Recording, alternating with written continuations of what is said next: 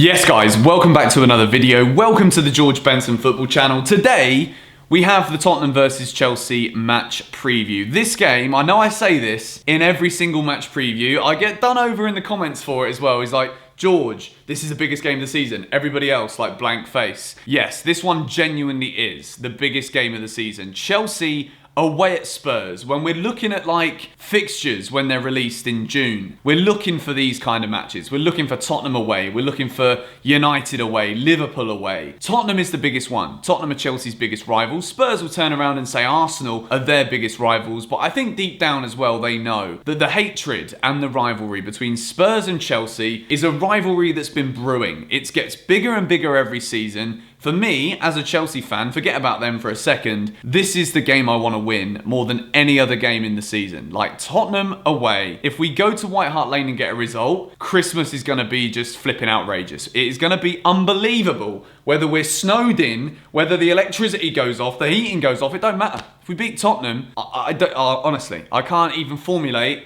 into words what it would mean to beat Spurs this weekend. However, we're going into the game in some bad form. Spurs are going into the game in relatively good form since Jose Mourinho, as if we needed to add any paprika to this already spicy concoction. It's even tastier now. Jose Mourinho is Spurs manager. He's came in and he's actually managed to galvanise the team. Players that weren't playing very well under the latter end of Pochettino's reign, such as Dele Alli. Forgotten players, yet still really good players on their day. Mourinho's managed to get them clicking again. They've had a couple of poor performances, and last weekend away at Wolves, they did not deserve to win. Wolves deserved at least a point from that game, which does give me a little bit of optimism going into this one, that even though Chelsea aren't in the best of form, we're not going into it against the Spurs side that are absolutely battering every team in sight. Yeah, they're gathering a bit of momentum, but it isn't because they've been playing the most sublime, untouchable football every single time they step on the pitch. And we've seen this season from Chelsea, particularly in matches away from home. Yes, we've got the Everton one as a bad example. The Man City game, again, decent performance, but not the best example. Chelsea away from home have looked a lot more fearless than we have at home, which is going to be a key factor going into such a big game on Sunday. So,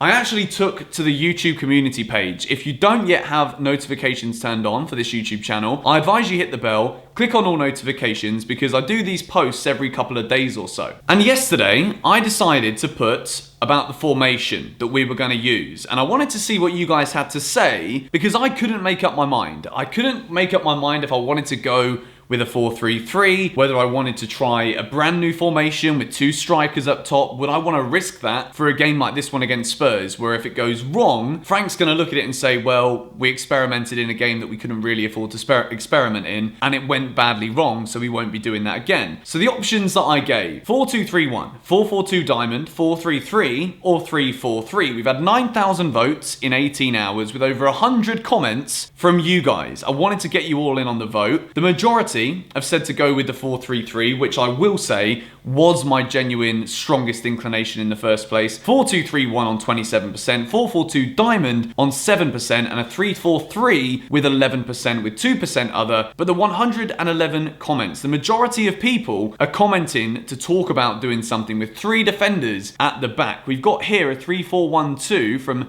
Lesh Patel with 22 thumbs up, Kepa, Rudy, Christensen, Zuma, Kotva, Kante, Aspi, James, Pulisic as the number 10, Willian and Tammy. The reason I would have three in the back is because likes of Lucas, Son, Dele and Kane can hurt you in the counter-attack, which Mourinho's side plays very well. Spurs' qualities at the moment really do get with those front four players. When Lucas Moura, Dele Alli, Harry Kane or Heung-min Son, whenever those guys aren't on the ball, anyone else who's on the pitch is simply trying to get the ball to those players. They are the game changers within the Tottenham team, and something that Chelsea really don't like at the moment is when teams are running at their defence at pace, looking to get little passes in. Chelsea are really struggling with it. It's not just that, it's the aerial thing as well, where any set piece that's given, we look like we're going to concede as well. But if we're talking about Harry Kane as their main player, the way that he does like to drop deep, to win the ball, to look for those runners in Heung-min Son or Lucas Moura, I don't know how Chelsea are going to cope with it. And I can't sit here with any real confidence and say that I firmly believe we're going to be able to nullify the Spurs attacking threat. So what I've decided to go for is a 4-3-3 with one defensive midfielder, with two midfielders further ahead of the defensive midfielder. And for this game against Spurs, I've put N'Golo Kante in the defensive midfield position. If we quickly go through the back line, I've gone with Kepa, I've gone with Reece James, because I genuinely think it's undeniable now that we need him from an attacking sense, even if his defensive work rate and his defensive qualities haven't been as good as we would like them to be. Zuma and Rudiger, and then Azpilicueta in the left-back position. I think that, you know, in terms of being a natural left-back, Emerson is the more natural left-back than Azpilicueta, but it's when he gets into the final third. It's the inability to be able to link up with Pulisic on that left-hand side, which for me, I have to give Azpilicueta the game. I also think that as the captain, in a fixture such as this one, where a lot of the game is going to be based off of adrenaline, a lot of it is going to come down to experience, we need Azpilicueta in that side, with N'Golo Kante in front of the defence, just to shore things up a little bit. I don't think Jorginho, from a defensive aspect, yes, his tackling's got better, but the way that he does get lost when he's backtracking sometimes, I feel as though it could be a catastrophe for Chelsea in a defensive sense if Jorginho is left as the man in front of the centre-backs in this game against Spurs, with the pace that we've already established of Son, Moura, Kane and Dele. So with Kante in there, I have pushed a little bit forward, and instead of having Jorginho simply screening the back line, I've put him slightly further up the pitch. Kante can win the ball back. Offload it to Jorginho, who's slightly more advanced than he normally would be, with Mateo Kovacic, who's got that ability to play all across that midfield line. Jorginho can start spreading the passes forward, and if Chelsea are looking to counter themselves with the pace of both Christian Pulisic and Willian on the right, with Tammy Abraham going through the middle as the front three, I think that is where Chelsea could work the best. Now, at the moment, we're looking at this thinking, well, surely with Kante's ability going forward and Jorginho's usual role of being that little pocket in between the defence and the midfield, surely it would make more sense to have Jorginho playing in front of the defenders. I think with this kind of match, N'Golo Kante's just genius ability could be enough for him to be able to play that defensive role and get forward with Jorginho covering as well, with the ability for Kante to be able to get back into a defensive position, or a more defensive position than we've seen from him recently, when Spurs are on the offensive. So this game for me all depends entirely on whether or not N'Golo Kante can have a world-class performance in the middle of the park. I don't think centrally in the midfield Spurs are at their best. I don't think it's their strongest position. It's definitely those four going forward that Chelsea are going to have to worry about, and I think players like Reece James is going to have to use his strength the way he did for the majority of the match against Iwobi when we played against Everton. Frank bought him off. You know, Pulisic, he's not really been involved as much in recent matches, and a lot of that isn't really his own fault. It's the fact that he's not been passed to. He had Mason Mount pretty much on his back for the majority of the game last weekend against Bournemouth. So, you know, I think in this game, we need to start using the space a lot more. We need to be far less predictable with the passing lanes. We have to be far less predictable with the different kinds of passes. We need to just sometimes get the ball in early. And that's why I've gone with Reece James in the right back position, because he does know how to whip in a good cross. Tammy's movement in the game against Bournemouth, we saw him coming back into the centre of the pitch a lot more to be able to just simply win the ball back. In this match, we're going to need players to get the deliveries into the box early to try and do something different to what we've been seeing being very monotonous build-up play from Chelsea in the past few games. Now, I know that some of you are going to say, I don't think Jorginho can play in a slightly more advanced role because, well, he's usually the best when he's in front of the defenders. But I think in this game, N'Golo Kante has to play in a more defensive role. And I think if we go with a 4-2-3-1, I think it leaves Chelsea far too susceptible. And I don't think it's going to give us the ability to be able to create more chances. I think having Pulisic and Willian cutting inside kind of as like inverted wingers in this match with Tammy Abraham as the sole striker, even though I would like to see us try a two up front, I don't think it's worth the risk. I think going forward, Chelsea need to be looking to sign a striker to be able to play two strikers at once. But for this game, I don't think it's worth the risk, because what we might see is if Spurs do turn us over and we've decided to play with Batshuayi and Tammy Abraham together up front, or maybe Pulisic up front with Tammy Abraham with Hudson-Odoi on the left, it could work. I just don't see Frank Lampard making such a drastic change within the space of a week for a game where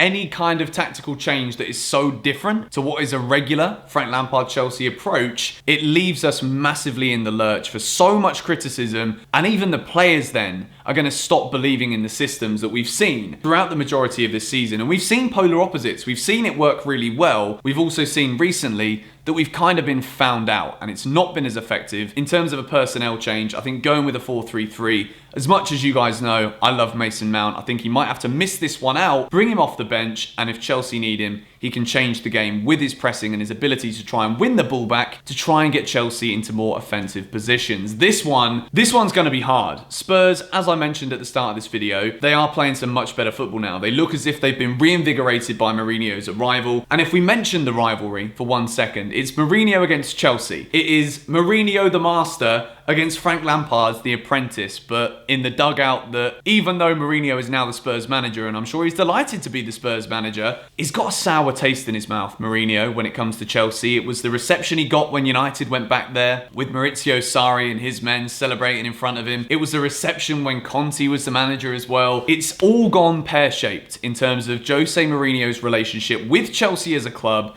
with the fan base. Now he's at Spurs. It's, for me, we have to just go there with, like, respect for what he's done, but there's pure hatred until that final whistle from me. Like, I was there today, I was wandering around White Hart Lane, and I was just like, normally when I'm going to away games, I want to try and, like, show the respect to the away club, or the home club in this case. I just couldn't. I didn't want to, like, show off how nice the stadium is. Like, it is a really nice stadium, don't get me wrong. Yeah, I just can't. I cannot buy into anything other than pure hatred between the two teams for this one. I want to win this game more than anything else. Honestly, I would trade in a lot of things to get 3 points in this game. It is absolutely huge for me. Absolutely huge for Chelsea as well. If we look at the context of the season, if we lose, we drop out of the top 4. We get leapfrogged by Spurs. And a few weeks ago, we were laughing about how deep into that top 4 we were and how far these lot were out of it. And we cannot afford to lose this game on Sunday and let all of that change hands. So yeah, I've gone with a 4-3-3. I do feel as though we won't see Kante playing in front of the defenders. I'd like to see it happen, just as like more of a security, put Kante in his best position, kind of rely on him to win us the game if we're going to win the game. And I know that's probably not going to happen. It probably will be Jorginho in front of the back line with Kante and Kovacic kind of playing slightly further forward in that 3 with the ability to still come back and help the defence. But it's going to be tough. Whatever happens, it's going to be a very difficult game on Sunday. I'm going to be there. I will be recording a match vlog. There will be another video going out tomorrow. Apologies for the lighting in this one. It's just got super dark, super quick today. Hope you guys are all prepared for Christmas. I'm certainly not. I will catch you all tomorrow. Let me know what you think is going to happen in the comments down below. Score predictions, 2-2. I'm just going to throw it out there right at the end. I think we might nick a draw, and that would be a brilliant result. But anyway, I'll catch you guys in the next video tomorrow. See you later.